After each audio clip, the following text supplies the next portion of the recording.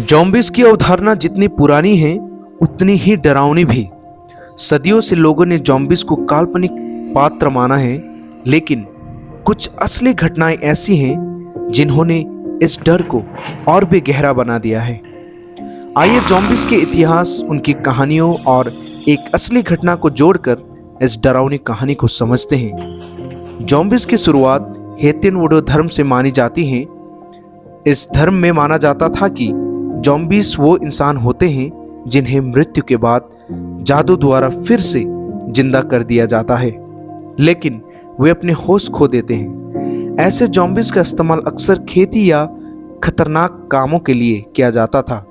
यह धारणा हजारों सालों तक लोगों में डर और अंधविश्वास का कारण बनी रही। 1968 में आई night of the living dead film ने ज़ॉम्बीज़ को एक नए रूप में पेश किया।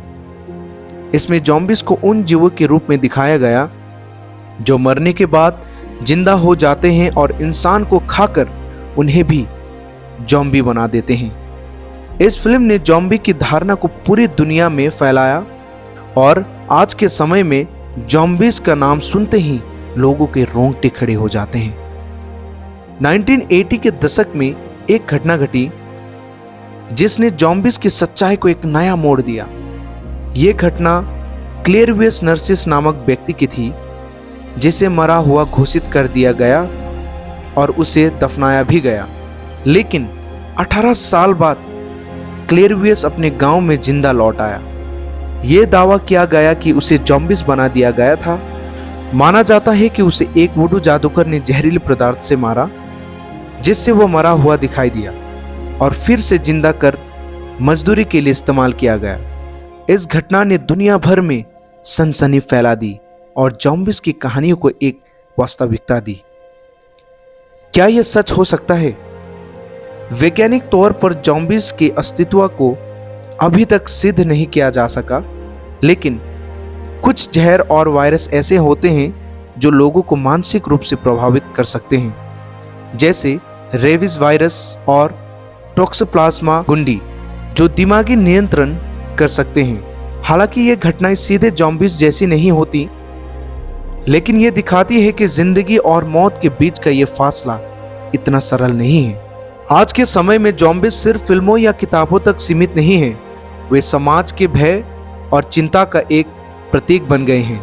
चाहे वो फिल्म द वॉकिंग डेड हो या वर्ल्ड वॉर Z, ज़ॉम्बीज़ की कहानियां हमें ये दिखाती है कि अगर एक महामारी दुनिया में फैल गए तो इंसान कितने कमजोर हो सकते हैं। ज़ॉम्बीज़ की कहानियां भले ही काल्पनिक हो दोस्तों, लेकिन इन कहानियों के पीछे के डर और अंधविश्वास हमें सिखाते हैं कि जिंदगी की वास्तविकता कई बार हमारी कल्पना से भी ज़्यादा भयावह हो सकती है। चाहे वो क्लेरियस नर्सिंग की घटना हो या आधुनिक ज़ॉम्बीज़ फिल्में, ये सभी हमें ये दिखाती है कि इंसानों का सबसे बड़ा डर वही है जो अनदेखा है।